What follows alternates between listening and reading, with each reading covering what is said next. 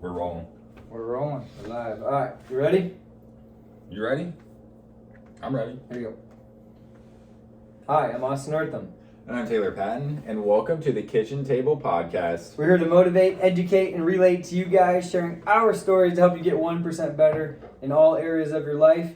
Tonight, we're going to be talking about extreme ownership. How can you take ownership for your actions and be accountable? How can you be a leader for others and use that in your everyday life? Hoping to create some value for you guys tonight. We got our second guest on the show, Nathan Hager. He's going to be here in a brief moment after we talk about a couple more things going on in our podcast life.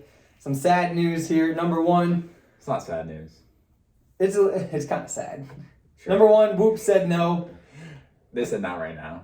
Basically, they said not right now. We're going to go in asking for equity in the company. Taylor thinks I just want to have Whoop be a part of our podcast. Next time we go back to the negotiating table, we're asking for equity in the company. But you know what's great is Apple. Think about Apple. It got denied all the time. I'm still reading Steve Jobs' autobiography. He got denied over and over and over for different deals and products and parts.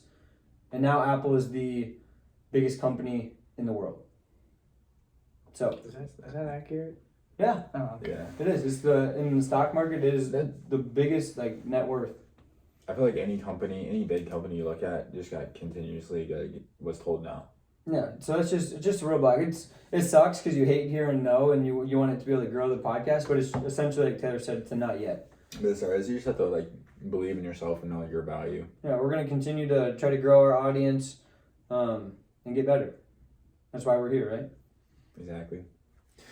So that's one piece of news. Another piece of news is Taylor's YouTube. We have officially a couple videos that are posted. We're still way behind, but those of you, not very many of you, unfortunately, put on the poll that I secretly put on that Taylor didn't know about. I didn't even know you could poll on Spotify, honestly. I didn't know that was a thing. So those of you who said before Thanksgiving, you are wrong, or you're technically right. But 1 week, 2 week was a little closer. We got it rolling, so we're moving. So that's good. And Yes, then sir. I finally figured out YouTube and how to upload a video. you know, 8-year-olds make their own videos and You publish know, that on their own. you know what? Just saying. Yeah, sometimes. we didn't have internet. Remember, we didn't have we internet. didn't have internet, and then so it wouldn't upload for years. It literally said 26 days at one point to upload a video. And so I'm just in there then technology got the best of me for 3 weeks. That's right. I kept fighting. Now we're here. Eyes forward, right? Three uploaded videos, eyes forward, when we're rolling. Eyes. Like, subscribe, comment. Let us know how we can make it better on YouTube. Also, thank you for the 5 reviews we got on Apple Podcast. Really appreciate you guys helping us to grow our brand. What is our YouTube, Austin? Great question. The kid, that's above my pay grade. I just come up with the sheet. I'm like the GM. You're more the CEO every day-to-day life. I think it's a kitchen table pod or something. Yes, sir. Yeah, see, I knew it. Yes, sir. Boom. It's just the Kitchen Table Podcast. The Kitchen Table Podcast. Was there spaces in there? Or is it all... Yes, sir. Okay. And Instagram is just kitchen table _Scott gosh, I can't talk tonight. Underscore pod. Yes, sir. See, I got it. I run that account half the time. I would just like to say that you kept saying the Kitchen Table. I did, you're right. Underscore, and I was like, no, it's just Kitchen Table. That's why I threw that in there. But yeah, Pretty soon, go ahead. I'm just to say, yeah, Pretty soon we're gonna have share. Instagram followers. We're gonna be a business account on Instagram. It's gonna be great. Merch gonna be coming out for Christmas next year, not this year. Supply chain issues, COVID. Big supply chain issues. Hey, yeah. If you're not getting ready for Christmas, get ready for Christmas now. That's right. Anyways, challenge last week. Eyes forward. How'd it go? Fantastic. I think just together it was one of the best weeks. How many times this past week did we say eyes forward to each other? Every day. Literally 5 minutes before the podcast, we said it. Yeah. It was great. Yeah, you missed when we were looking at investments on Friday, and you missed Sheila, and then it tripled in value literally overnight. Yeah. And you're like, eyes forward. I got a kid. It is what it is. I just let you guys know I got in on Sheba. Made that profit. Yeah, good stuff. Anyways, we hope you guys did well at the challenge, just like we did. Because we only take dubs on the side. Only dubs this time. No more L's on the challenge. Quote of the week. Let's talk about that. How about? It's a long one. We're talking about ownership today. Nothing better than having the author of Extreme Ownership, which is a Navy SEAL book. In college, I actually had to watch a movie series on it for the weight room for red shirt freshman lifting. And then I also read the book. My mom got it for me for Christmas. So Jocko Willink is the owner of that. Nate probably knows of him very well. I haven't read his book yet, but I've listened to. It's at home. I can bring it to you. Also, the Dichotomy of Leadership. Yeah, another great book. I'm gonna have to buy some books. Yeah. Barnes & Noble is Taylor's favorite store. Donate so Taylor can buy books. You know, this is like Pat McAfee. They do. So I can afford books. Yeah. Pay for my tuition, please. They do a book club. Pat McAfee and Ian Rogers. Pretty cool. Gets a lot of people reading. I think that's great. You just have the pizza slices when you were younger. You read so many minutes. Yeah, from Pizza Hut. Never had that. But there was a library challenge, right? Like you read so many pages, you got a little prize, and it built into something bigger and bigger and bigger. Good. All right. So, quote. This is a good one. It's a little long, so stick with me here. Implementing extreme ownership requires checking your ego and operating with a high degree of humility, admitting mistakes, taking ownership, and developing a plan to overcome challenges are integral to any successful team. Love the quote. So what's that mean to you, Austin? Hey, see, Nate's been listening. To me, that really talks about, like, I love how it says taking ownership, and then it talks about ego and humility. Because a lot of people looking in from the outside, they think leaders have to always be right, have to always have their life in order, whereas leaders make mistakes as well. If you're in the Army, Navy, whatever, your mistakes can get somebody killed or yourself killed. So it's a high degree. So we're learning. That's just real life too. Like if you make a mistake and you get in the wrong lane, like you could hit a car, kill someone. Like so, I just think drinking and driving, you made that decision. Like and that's just real life like that. Like when we talk about the challenge this week, I think it'll be a great. Nate, just to let you know, you're going to come up with the challenge this week, so be prepared. Okay. So try to make it go off this, but I have a feeling it's going to be a great addition to our weeks. Yeah. And how to take extreme ownership and think about it, because everybody makes mistakes every day. Yeah. We should probably let Nate introduce himself first, real quick. Well, we'll get to that. We'll get to that. You sure? Yeah. I don't know. Let's take our ad break, and then we'll come back with Nate and let the world know who he is, etc., etc. All right, we're back after that wonderful ad break. Can't get enough of Taylor in that ad break. Love him. All right. Anyways, we're going to introduce our guest, longtime friend, recently married, and one of the youngest captains in the Iowa National Guard, Nathan Haggard. Woo! Thank you for being here, Nate. How's it going, buddy? Thanks, boys. Great to have you. Thanks, boys, for inviting me on. Why don't you give us a little bit more background of who you are, where you're from, your journey to this day, and maybe include kind of how you met us as well. Yeah. So I was born in Omaha, raised in Sheraton, Iowa, just in south central Iowa. Grew up there, graduated from high school in 2014, where I went off to Wentworth Military Academy. From Wentworth Military Academy, I commissioned as a second lieutenant. After commissioning, I went on to the University of Northern Iowa, where I met these two yahoos. Now, two of my lifelong best friends. I'm proud to say that. And I'm excited to see where their podcast goes in the future. Can only go up. As a compliment, it could go down a little bit. Somewhere. You got it? 1% of the it could go down a little bit. You got to start somewhere. But I became best friends with these guys at UNI. We had our ups and downs in college. And then after UNI, I went off on my first deployment, came home, was home for about a year. Started talking to this beautiful girl that I asked for my girlfriend. And then before I deployed for a second time, I asked her to marry me. I just got back from my second deployment here a few months ago. I just recently got married, as the boys said, so I've been spending my time with my beautiful wife and my little dog, golden retriever named Jameson. And the boys like to come over and play with him. And he likes to pee. When Yeah, he gets excited. when he sees the guys, yeah. He's excited. Only when he sees the boys. Met Taylor and Austin, met you and I, and just been excited to watch them grow over the last few years. And I remember, so you actually lived in Washington, Iowa for a little bit. I did. And I grew up in Kelowna, which is crazy because that's like 15 minutes apart. Yep. And then that you and I, we both just transferred and happened to meet each other, which is crazy because just like my fiance, we were so close but never knew each other. It just shows how small of a world it is. Truly. Truly. Which is pretty cool. Crazy we all transferred into UNI the same year. Yeah, all three of us ended up transferring, and I was terrified when I transferred to UNI. I knew nobody. I remember meeting Taylor for the first time, and I literally thought about it. I talked about this on the first episode, but he liked soccer and played soccer. So then I was like, cool, this guy could be my friend. I didn't care anything else about him. He could have been like the crazy psycho, and I still would have asked him to be like a friend. Hung out with him.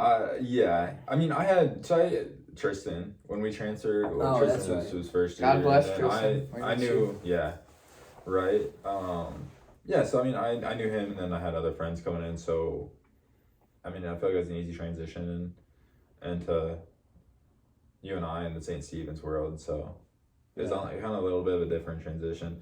I remember like Tristan was like, I don't know, a little shy trying to show and that. So like, he was a freshman, he was shy. Right. So then like I remember just taking him everywhere I went, and that was kind of like I realized that like I was like building him into a better person, because at the end of that first semester he like joined barroom dance by himself, and I was like, now that is like a man right there. I mean I always want to learn how to dance, but I just never could take the time or like had the balls or the cojones just to go dance. The gumption. Yeah. The gumption. Yeah. And so it wasn't me, but Tristan was out there. He loved it. He enjoyed it. So. And then Tristan turned around and made us all into better men in the long run. Yeah.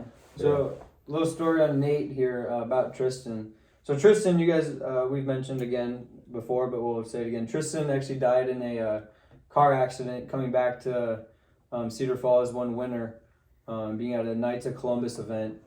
Which is a Catholic organization, the largest organization, basically, is it in the world or religious organization in the world?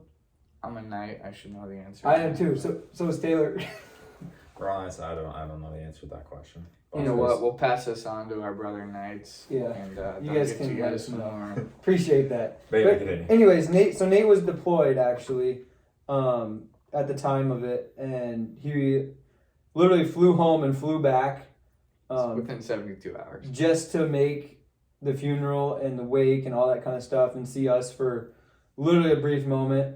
And you could tell there's actually two backgrounds here. One, when Nate left, was like you could tell that he was just bummed and super sad because relationships really mattered to him, and it sucked for him to go away again when we were all together, especially at a difficult time.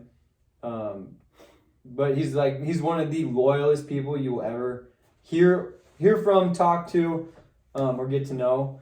And then when Nate and I actually lived together, and when we moved in, and then I guess the rest of the boys too, he actually had the Army, they do like a service thing, and they flew flags around for base. For Tristan and Justin, and basically Nate gave it to us. It has a certificate, an American flag wrapped up in their honor, which is a really cool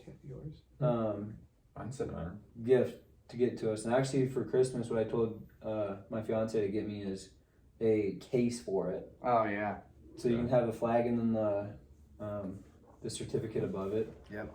So then I can kind of have it in a little better setting instead of just setting there. But anyways, that's a little bit of background on Nate. Yeah. Going off that. Yeah, like goodbyes suck. I don't know why. I was just thinking that because you've deployed twice. just like saying goodbyes suck. When I left, like you and I moved here, like half the people I didn't even say goodbye to because I like don't think I like really felt like I could emotionally handle it. Yeah. Like I didn't want to leave at that point. Like I was like I can just stay. Like I'll just go back to what I was doing. As a leader, before you go into that, let's talk about your journey in the military a little bit. So they have some background, and then I have a question that I want you to think about is how you stay emotionally stable or don't look distressed or unhappy or maybe too joyful, and you kind of keep your cool when you're at training or whatever event you guys are doing. Yeah, I can do that. So right now in the Army, I do a lot of planning, and I'm in charge of a few people, I guess you could say, and I enjoy what I do. But I think to answer your question, the way you kind of keep your cool, keep your demeanor, and maintain professionalism is, in order to do it, you have to have a good work-life balance. I think you guys have talked about that before. But when it comes down to it, you need to have those people in your life that you feel comfortable talking to about what is drowning you, what is making you mentally drained, what is really weighing you down. For me, that's my wife. I tell my wife anything and everything that's weighing me down. But then you also have to realize what works best for the people that work for you. And I'm not perfect at it. By no means am I going to sit here and tell you that I'm the best leader in the world, because I'm far from it. I learn more and more every day, and I try to make myself better at it every day. But a big piece of it is just being a person, showing that you have a heart, and taking the time to get to know your people. Sit there, take the time to get to know who you're surrounded by, and really dig into what motivates them. What is their why? Taylor might wake up every morning and be energized, ready to take on the day with different reasons than Austin or than I. We all have our why, what charges us and what motivates us to go on day by day. And I think in order to be successful in that, you need to pour your time, energy into your people, and just be down to earth and really show them that you care. You don't always have to have a response for every single thing that's been said to you. You don't always have to be the reason why somebody, well, I'll take that back. You don't always have to have the answer to everyone's problems. Some people just need you to sit there and listen. And by listening, they now feel like they got it off their chest. They might not have anybody to explain what's going on wrong in their lives. You might be that person. Some of us are blessed with friends and family that do care about us, but over the last 7 years, I've definitely met people who literally have no one but to the left and right of them in the service. And it's tough to see that, but it's reality. That's the world we live in. And really, I think it just comes down to showing them that you care. Another thing for me is trusting in God. Honestly, I wouldn't be where I'm at today, and I don't think Taylor or Austin would be where they're at today without God. And I think if we wake up every morning and tell him that we owe it all to him, then for me, that's something that recharges me and makes me want to conquer the day. Yeah, for sure. I really reside with like knowing people's whys, and that especially like coming from like working at Woodward and working with juvenile delinquents, and then like keeping them like in line or like helping them grow.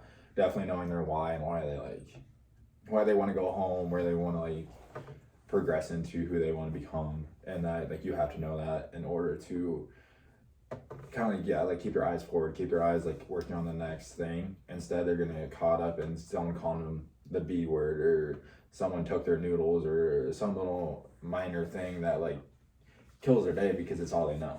It's just like the little possessions that they do have.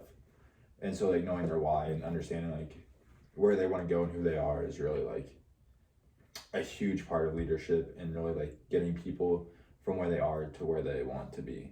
Yeah, good. And when it comes down to it, you may think your life has been the most miserable thing ever, and nobody has had as miserable of a life as you. But what you really got to realize is how you need to go home and take that humble pill and realize that somebody's always got it worse than you. And I think that's another reason why some people fail to take responsibility of how their life has ended up, is they can't take a humble pill and realize what they need to maybe fix. Right. Well, yeah, especially like blaming it on the world, like everything else around them. And that's, you find that a lot in like people these days. I feel like they just like everything else is like going wrong in their life, so they're gonna blame everything else.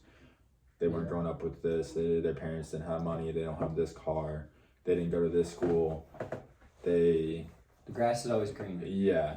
And that, so just like having that ownership. Well, And into I'd say like just like not playing the victim card, like and that when you take that like you into considerability, like we talked about that a little bit last week with attitude, and Yeah. a couple points that I want to make about.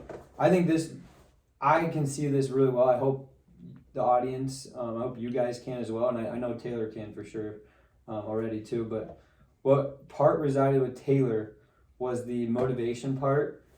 What resides with me, and this shows what a great leader you are, Nate, is that what resided with me is that first you said that you have to have balance. You have to have reflection. You have to take the humble pill. So you're taking ownership right away, and then you're looking at other people's point of view. But what gets me is how much you have to reflect, hey, what can I do better? How can I help these people? What situation are they in? Type of deal, which is awesome because you hit Taylor, you hit me, and we're totally different. Like you said, motivation-wise, we're totally different people. But yet you hit both of us. And that's why it's so important. That's why people have elected you to different positions within the military that you're in. And taking ownership is super important. And actually the definition of ownership is taking initiative to bring about positive results. Everything you said there brings some sort of positive result. It means not waiting for others to act and caring about the outcome as much as an owner of the company would, or taking ownership shows that you can trust them and they can trust you to do what's best. And if we're talking again about the military, if that doesn't happen, then the United States is not what it is today. Well, and by no means am I just trying to talk about the military specifically. I mean, Austin, you're a teacher. Taylor, you're at Woodward, basically a teacher at a different degree, given the students that you part-time were dealt. But, and my wife is also a teacher, and, you know, I've seen in the teaching world how many bosses or supervisors, even at grocery stores, how many bosses don't really care what's going on in your life. They just want the job to be done. And they fail to realize that if they would have just taken 2 minutes out of their day to see how their employee was doing, and take the time to ask, hey, I've noticed your work ethic has gone down. What's your why for being here? And yeah, sure, most people are going to say money, but you got another why. Maybe that why is, I'm trying to pay for my college debt. I'm just trying to make ends meet to pay for my apartment. Oh, I'm saving up for a wedding. Yeah. Yeah, that's hard. Let me tell you. That's really deep down the why. But I think in a lot of organizations, that's why they don't get near the amount of work done per day that they expected to. And I mean, look at our society right now. You can't go 10 feet without seeing a "we are hiring" sign, and maybe it has somewhat to do with the society we're kind of slowly turning into, and that's everything's owed to me, and I shouldn't have to work for it. Mm-hmm. I'm not saying that's how everybody is by any means, but we do have to take that into accountability.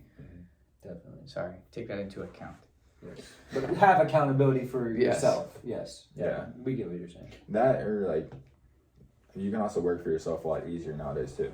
So leaving the workforce to drive Uber, to sell stuff on Amazon is a lot more accessible nowadays too as well. So then if you own a business, if you own a brick and mortar business, just having that culture, having that, like, I don't want to say like community and that, and is really just going to help you retain and bring in new people. And like, if you don't have that, then people are just going to walk in and walk out. It's going to be a revolving door. Absolutely. Yeah. So yeah, like, I don't know. Yeah, like what you were saying too is like what we talked about last week with Joe, and just how he keeps leadership and when working at Hy-Vee. Yeah, that's a good point. And that, so like you hitting that great point, just like this full circle. I want to take a quick side note to say that I'm not here representing the Army by any means. I'm here hanging out with my boys. I just happen to be in the military. I am not here to speak on behalf of the military or any part of the government at all. I'm just here talking a little bit about some experiences that I've had hanging out with two of my best friends. So, right. Sorry, we probably should have clarified that to start with. Nate's just here to give his wisdom, just like we're trying to give our wisdom. Obviously, he's had some different experiences than we've had in life, and haven't had can't talk about. So which is cool. Yeah, we're trying to bring in a new perspective. Also, somebody who we enjoy spending time with. So good point on that, Nate. Okay, going off the kind of people's whys, like we've been talking about. When you are leading a group or planning something, like you said, you're doing a lot of planning right now. How do you get people to not only understand what you're trying to get at, but embrace it? So their why can maybe be reached through their job a little bit. Right. So I think when you say embrace it, you maybe mean, how do I get their buy-in? Yes. Yep. So they're not just there, here, I get done, go home. Right. So a big thing that I try to do as a leader is A, get their why, B, make them understand my why we are doing this training, why I'm saying this is going to be done, and also understand what impact it has on a larger spectrum. In the grand scheme of things, what is the actual reason why we have to conduct this training? So I want to know your why on why you're here, but I owe you the why on why we are training on whatever we're training or doing whatever we're doing. I don't necessarily always owe them a why, technically, but I try to live by, I'm not going to ask you to do anything that I'm not willing to do myself. I think that's something every person that's in charge of anybody should live by. I'm not going to tell you, hey, go pick up those 100 pounds of bricks and move them to that side of the street if I'm not willing to do it myself. So you're not always going to be able to show them that you're willing to do it yourself, but or already have done it. Yeah, and that's the other thing, is a lot of times we may have already done it, and then these new people don't know that we've already done it. But they gotta trust that you're doing the right thing. Right. So the way I get people's buy-in, I would say, is asking them their why, providing them their why, providing them the why, showing them that I genuinely care, and praising in public, criticizing in private.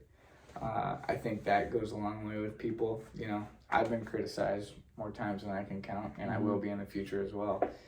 Nobody's perfect, and we're all far from it. But yeah, I think the way you get, the way you get your subordinates buy-in is just showing them that they care, and that there is showing them what that end goal is. So before the podcast, I said, hey boys, what's our end goal? What's our end state tonight? And they provided that to me. And I needed that in order to come here. I didn't want to be flying off my seat. So yeah, I think just telling your subordinates the end goal, what the vision is, really will drive them to get it. And it has to be clear, you know, task and purpose. You provide task and purpose, people are going to do a heck of a lot of things for you, but they need to know the task and the purpose of doing that task. Jocko Willink, gotta give it all to him. He talks about that all sorts of times. David Goggins, he also will preach on that, but task and purpose, once they know that, they will go on to do great things. That also kind of empower them as well to feel like that purpose really helps them. Okay, I have a purpose here. Right. And then they have more of a say. It's not like it's not you above them. You know what I mean? Absolutely. And with that empowerment, hey Jocko, hope you hear this.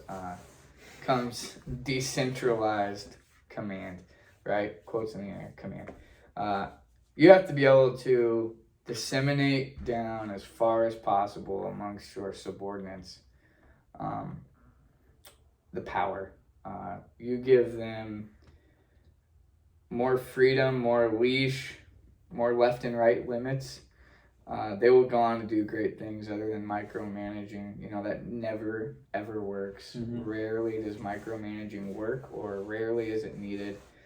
You have to really give me a reason to need to micromanage. But just decentralized leadership. So passing that down to your lowest person that's still in charge of people.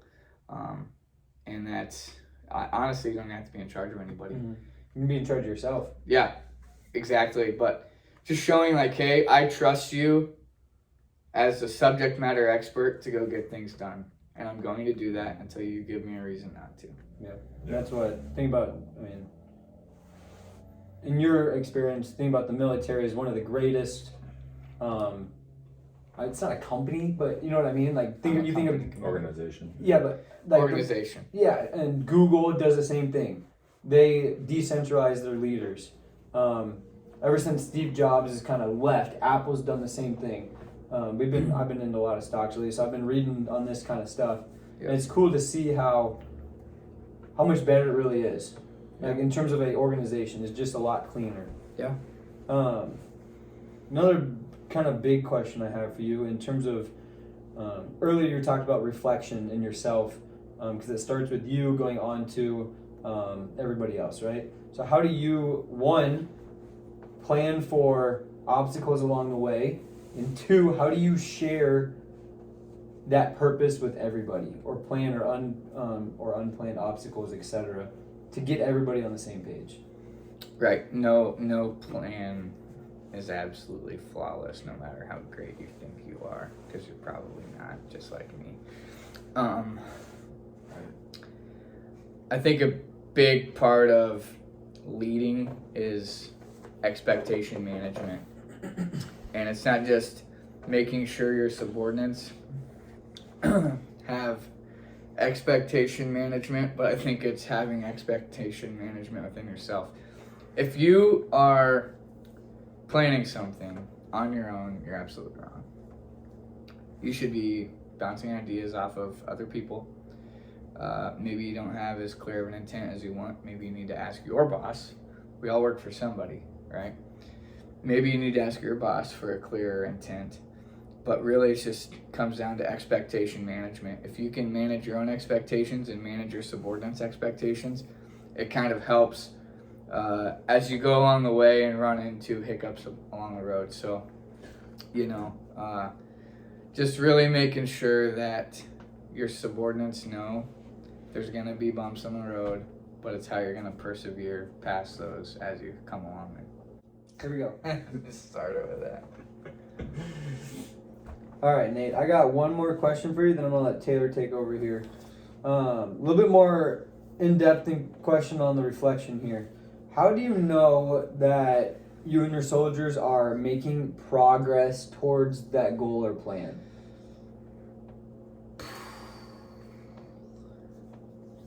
It's a great question. I wouldn't say it's just when you have troops, but in any scenario. I used to be a city pool manager down in Sheraton. I had 30 lifeguards that worked for me that were ages like 15 to 22. So trying to manage 15-year-olds can be a very challenging, weird task. Hectic. Yes, Interesting. hectic is a better word. So how do I tell that we're making progress? I think it's a pretty broad question. I think could be applied in a lot of ways, but just based on the scenario that you have at hand. But I'd say are we reaching the end state or the vision that we said we had at the beginning of the year, at the beginning of the pool season?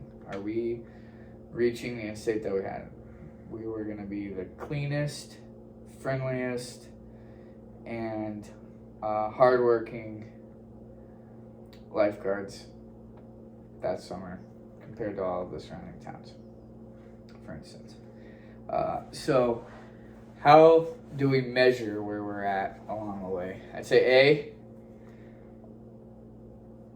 is the plan that we put in place working? If not, have we made adjustments that are needed?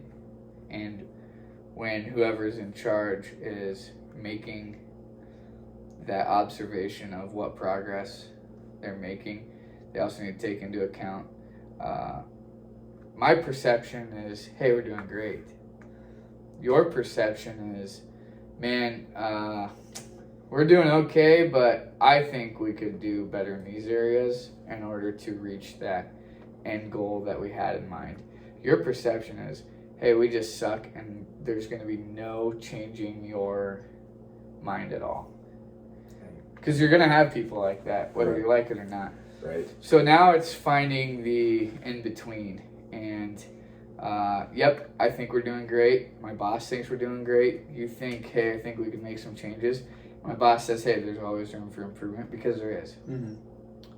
And heck, maybe your plan was good, but some ideas you have would make the original plan great. Mm-hmm. And I think the way you figure that out is by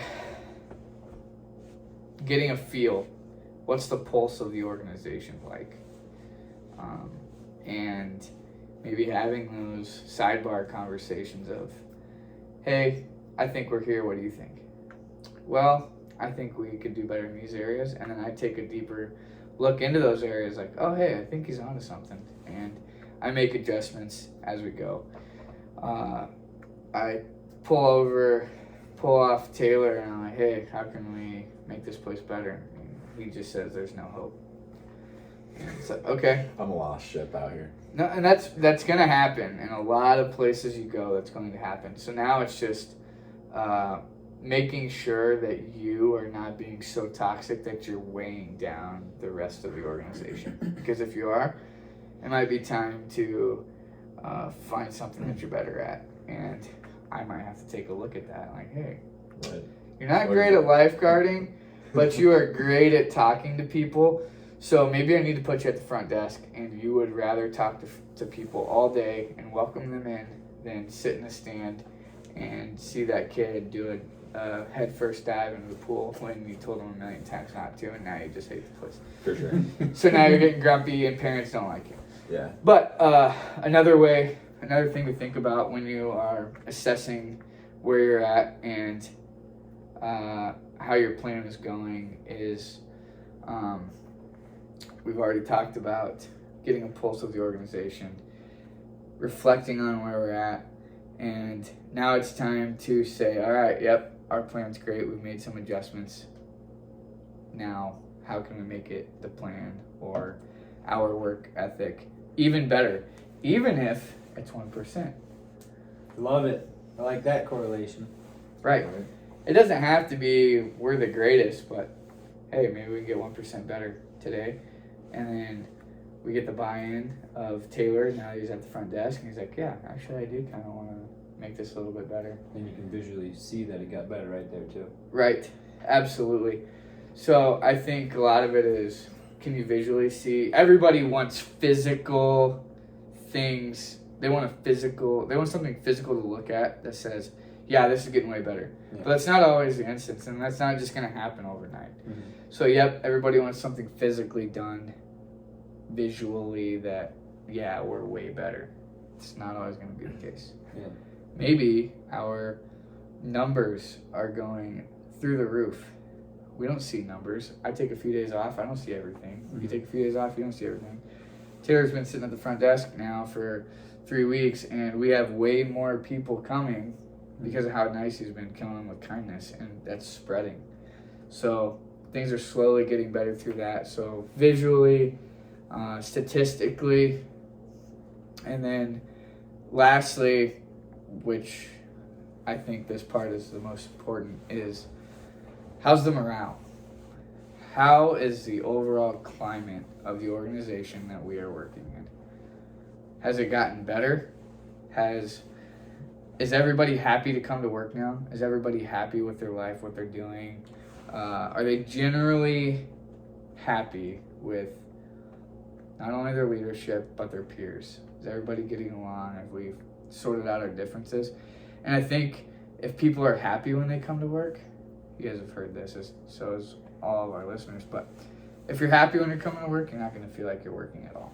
Mm-hmm. And I think that's the last way we can really see progress is through the overall mentality, overall, this is a big word in the Army. This is not a big word, but to you guys it might be. Esprit de corps. You guys heard that before? Nope. Dumb it down. So esprit de corps is how is the overall, as we said, morale, mood. You can say the environment. If we have high esprit de corps, we have very good chemistry. Good chemistry. I'm waiting for the ball to drop right. I'm losing my train of thought. If we have great esprit de corps, that means we have great camaraderie. That's the word I was looking for. Camaraderie. So, if we have camaraderie within the organization, now, guess what? Other people want to join the organization. And now if other people join the organization, look what we can do. Look how many more things we can accomplish.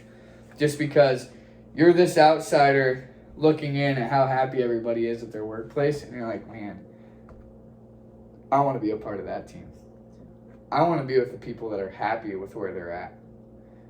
I want to step out of my comfort zone. I've never been a lifeguard before, but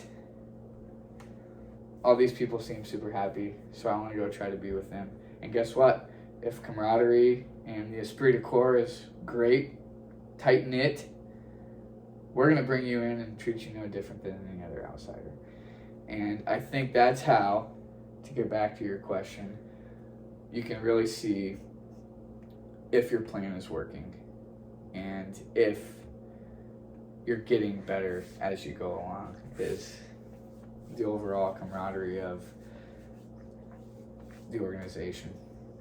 I hope that makes sense. Sorry, that was a great answer. Tangent. That was a really good answer, actually. What's your question again for the audience? So my question was, how do you know that we talked a lot about reflection and ownership. How do you know that your plan that you've explained to everybody else is making progress, or you're getting towards that purpose that you wanted to give them and yourself? Right. And last thing, Austin said ownership, and it made me realize I need to probably mention one other thing that's in the back of my head is if your plan sucks and you're the one that was the head of leading that planning team, you need to, once again, take that humble pill and realize you messed up and realize that it's not the team's fault that your plan, it may not be the team's fault that your plan is not the best. It might be yours. Maybe you've just been rude and obnoxious and micromanaging the whole time and you didn't even realize it because everybody was scared to come and tell you. So I think the last part is, yes, you need to have the mental capacity to take a step back and realize, hey, I need to make some of my own internal adjustments and get back on the right track, because a lot of us do want to pass the blame, and it's really tough to raise your hand and say, hey, I messed up and I want to do better. How can I do better? Like, yeah, especially when you get to that point in your life, you're gonna be undefeated.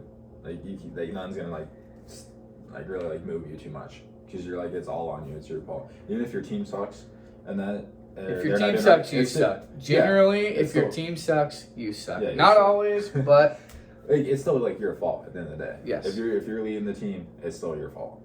And that what was it, like Steph Curry the other day, like he had a really bad game. I guess the first game of the season or something like that. And he comes back and his quote was like, "Yeah, I sucked."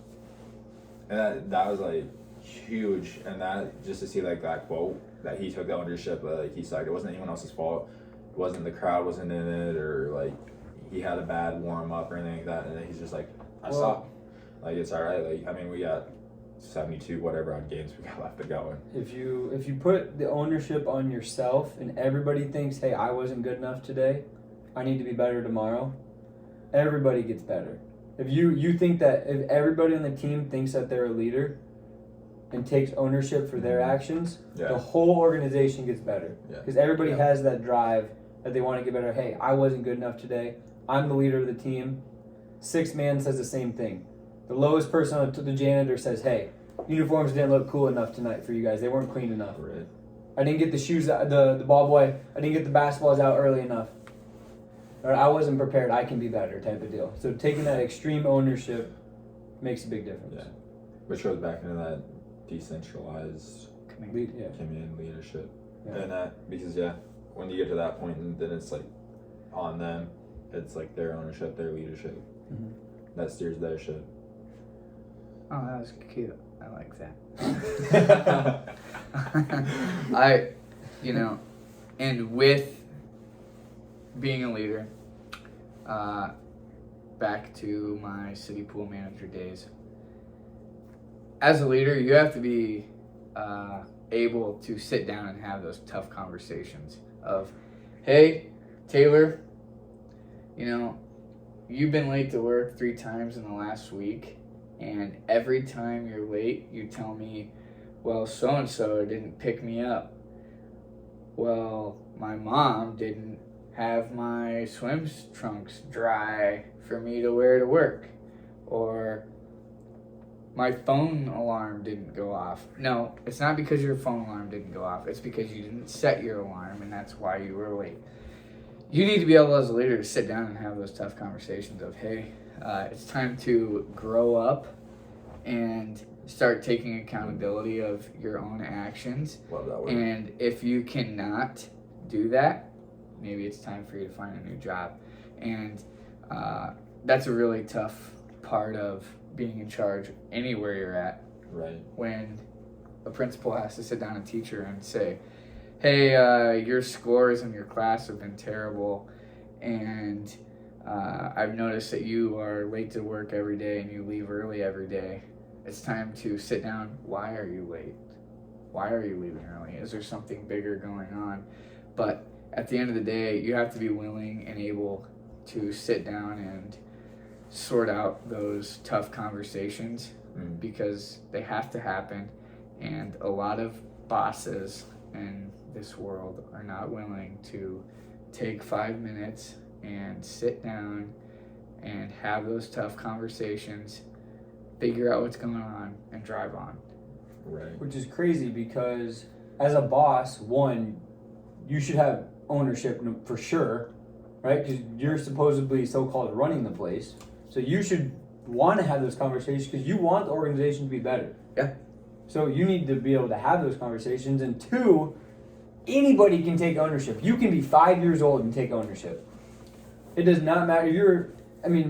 As long as you have a brain and can think. I think at some age we gotta give some slack. Yeah, But yeah, yes, but hey, 5-year-old. to an extent, though. Why'd you throw all your toys on the Yeah. ground and not pick them But up? that's just a teaching point as a parent. Or yeah, I mean, Yeah, you're gonna it's have like those, a but counselor, at whatever some you are. point, the 5-year-old has some accountability. They can say, Yep. "Hey, I didn't finish my plate today just because I was mad at my mom." Like, have some ownership and finish your. Austin your used to meat do and that potatoes. during Thanksgiving in college with his parents as well. So Nah, That's not good form. yeah, I didn't have enough food for me. But yeah, I like the word accountable. Great word. I think in today's society we suck at being accountable to ourselves, Totally and that I think we fall short. We're very soft. on ourselves, but then on the flip side, we're hard as heck on anyone else. yeah, And that if we're quick to criticize. yeah, it's like you always let yourself slide, but the person that next to you, or They're not good enough. or like their actions weren't there. Yeah. And you always judge other people on their actions, and you judge yourself on your intentions. Right. And some people just shut down because, like I said earlier, as a leader, you need to praise in public, criticize in private. And quite a few bosses that I had growing up were very quick to criticize me in front of everyone. Mm-hmm. And I would shut down and give them as little work ethic as I possibly could because of that. Where had they pulled me to the back room and been like, "Hey man, you blah blah blah," I would have buckled up and gone along for the ride and worked even harder to prove them wrong. But you cannot criticize in public, especially nowadays. It never works. But Rarely is it needed, and rarely is it justified. we still live in this cancel culture, and where everyone tries to cancel someone just for not agreeing with something. Which you can't have an opinion right now, which is the problem. We can't agree to disagree. Which is a lot of the problem. But I've had the same experience. Soccer coaches when I played my best, it's because the soccer coach was texting me, "How am I doing?" Soccer coach was saying, "Hey, I want you doing this, and I believe in you that you can do it." And giving, like you said earlier, getting to know you on a personal level and showing that they believe in you really makes you better. Versus my college coach for football. I mean, you guys both know this. You make one mistake, and you're like, they hate you. Yeah. So why would I want to? I mean, I had learned at that point that, hey, this is something I want to do, so I'm going to overcome it. But yeah, it's looking back at the program. It's like I don't want people to go there. Why would I want that? If you don't invest in your people, They're not gonna you may invest. as well find yourself a new job. Yes, because they're not going You to feel invest back. wanted. You feel like that. Yeah. Everybody wants to feel that. Yeah, Absolutely. exactly. Yeah. But yeah, just being able to have those tough conversations, whether in a relationship or in your job, is just going to take you way farther in life than any other thing. One of my biggest pet peeves is hearing people get ghosted. All the time, I see it all over TikTok, over just relationships in general. People just can't express how they feel, whether that's good or bad. People just can't express it. You know what I'm I'm saying? laughing because we all three got ghosted recently. In Right. all honesty. But yeah, that's what I'm saying. It's just Me? No, we all have in a way. yeah. So again, I was telling Austin, I've reached out to 5 people in the last 2 or 3 weeks, and that I knew were struggling in a certain way, or I just wanted to reach out and see hey, how you doing, this and that. No response. 5 to 8 people, easy. Not one responded, and I know these are people who are going through some things, which is just mind-boggling to me that I'm reaching out because I'm just a nice, generous person, and I feel if I was going through something, I'd want to have that one person reaching out, knowing that I'm still wanted, needed, and have that human connection, and that. But yeah, so just not. So it makes me mad Like you can't just say you can't send me a text like, hey, like I'm Which going then, through it right now. I not that I don't want to talk, but like it's not now's not a good time. yeah, you just got to go back to yourself. Hey, how can I communicate better? How can I take ownership more? How can I do things better on my end? Maybe they don't want to talk right now. Okay, that's fine. Say, hey, I understand you don't want to talk right now. What can you do again to make it better? And then not only make them feel better, but just give yourself some peace. Hey, this is not time right now. Maybe later, type of deal, and kind of find some peace with that. Right. Yeah, but I think just having, again, like those hard conversations bring so much growth in your life. Yeah, vulnerability is where relationships are grown. Right. And then I feel like people are just scared to be vulnerable. Which remember when this is funny because it's kind of vulnerability but kind of not. Remember when Nate first asked his now wife to say, hey, I'm gonna ask her to be my girlfriend? And he told all of us. He put it in the chat. He's like, I'm gonna ask her to be my girlfriend. And then 2 days later, he's like, I'm gonna marry this girl. And I just thought I still think it's funny to this day because like my response was, who cares? Good for you. But honestly, that takes some vulnerability and some tough questions can get asked. Hey, you're gonna deploy here at some point. How is that gonna work? In 12 months, you're out the door again. how are you gonna build a relationship when you're gone? And then you're gonna be gone for a long period of time. How are you going to get married in that time? How is this relationship ever gonna work if you don't like grow this thing quickly? True grit. Waking up at 4 o'clock in the morning for 11 months straight, calling my fiance, telling her I love her, and showing her like, hey, I appreciate you sacrificing your time to allow me to deploy and sacrificing bits of our relationship for me to be gone. Not always easy. We had our ups and downs, just like any relationship. But yeah, that was one thing I told myself I was going to do. Wake my butt up every day at 4 a.m. to call back home at 9 a.m. to see or 9 p.m. to her to see how her day was going. And you took ownership of that because that was important to you and there was a purpose to it. Absolutely. Yeah. And then there were days where I was dog tired and I didn't want to do it. I didn't call her maybe once a month, maybe once every 2 months. I wouldn't wake up and call her because I was just so tired. And I'd wake up and I'd feel horrible. She never once made me feel that way. Not once. She understood, but internally I'm like, I'm better than that. I gotta get up. Which is that reflection piece. Yeah. Cool. I would just think of Jocko and David and how I don't even come close to comparing to them, but maybe if I just wake up earlier than Jocko, I'll somewhat. Hey, you're both ahead of me. You get up at 4:30, 4 o'clock. You get up at 4:30, 4 o'clock. My fiance gets up at 2:30, and I'm in here waking up at 7. Like, this sucks. I need my beauty sleep. Everybody knows that. I agree with that. What's your? I'm gonna be a little personal. What's your love language? Oh, that's a good question. Can I ask a question before we get on just? Because I only ask this because like being like a long distance like that had to play a huge part into it. All right, sure, go with it. Yep, we're good. Because I think like that takes a lot of like, I don't know. Yeah, like I want to say like just communication. Honestly, just be able to like, because if yours is physical touch, you're not gonna have that for. Well, just like most men, yeah, physical touch is up on the charts. But that sure as heck isn't happening. Excuse my language. Sure as heck isn't happening when you're on the other side of the world. That's why I was curious, because like. It was most certainly just getting to quality time via FaceTime.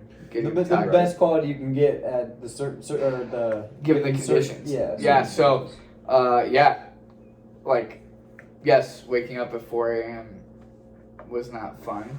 But I knew if I woke up at 4 and talked to my fiance and then went off to the gym, my day was going to be great. Mm-hmm. And I proved myself right on those days where I didn't wake up at 4 and then I was grumpy all day because I hadn't talked to my fiance yet. And that's what drove me to. So why? That's what drove me to. That was my why. Like my fiance, my now wife, is my why each and every day. Absolutely. And just wanting to, be able to provide a life for her and our future family, even better than what I had growing up. I had a great childhood growing up, but I want to do even better. My parents gave us everything, gave me everything I could have ever asked for, and I want to be able to do the same thing for my kids. Nice. Let's kind of wrap up on that one, end on the wife note and the high note there. Amen. Let's go to the challenge of the week here. What do you think would be a good challenge for having ownership in your life? Just a weekly challenge, a couple minutes a day. Y'all are just full of good questions. Yes, okay. Good and tough questions. I like it. Okay, something for all of you listeners to do over the next week is A, hold yourself accountable, and B would be reflect on what your last day has looked like. On day one, when you start to reflect, I want you to think about the last month and the last week. How did things go? And were there any times that you did not exercise extreme ownership? Did you pass the buck off onto somebody else and the blame onto somebody else? Did you fail to do something and come up with 10 reasons why it was okay in your mind that you didn't do it? That's something you need to think about. So as you do that, whip out that handy dandy notebook you got sitting in your bedroom on the bottom shelf that you haven't looked at in months, and pick it up and write down what you have done in the last month or week, depending on what your time has looked like, and how you did not own your actions.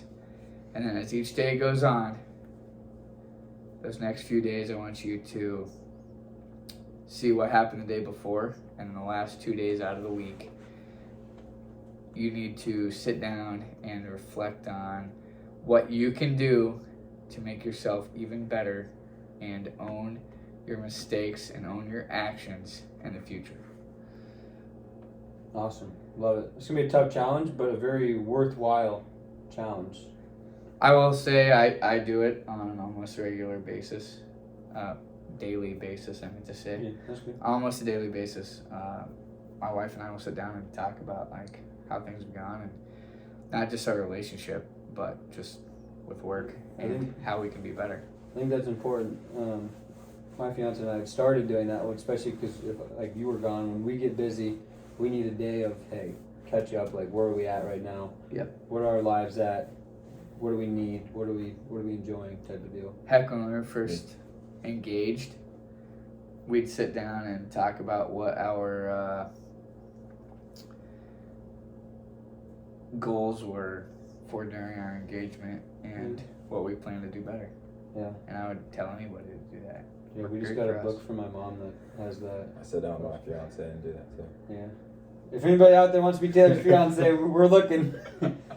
Anyways, Nate, we appreciate you taking the time out of your day to come chat with us. Really gave a lot of good insight, I thought. Taylor, what do you? Yeah, I actually probably have to listen to this again, just because I feel like I just need to write down some stuff that was Nate talking about. Yeah, and I'm excited to do this challenge, and kind of going into our socials. Mine's Taylor, Tayler Patton, Patten. You can find us on Instagram, kitchen table _pod. Austin, you can say yours. Yeah, mine is A_Eartham, ERRTHUM 17. That's on Instagram and Twitter. Nate? They will tag me in a photo on Instagram, and you can click my name to find me. That'll work easiest. So now that I'm actually on the podcast, I get to sign us out. So this is Nate Hager, Taylor Patton, and Austin Eartham. Thank you for listening to the Kitchen Table Podcast. Love it. Love you. Bye. All right, we did it. Now you gotta tag him in a photo. I'll Yeah, put- so here's the thing. I changed my Instagram name for the first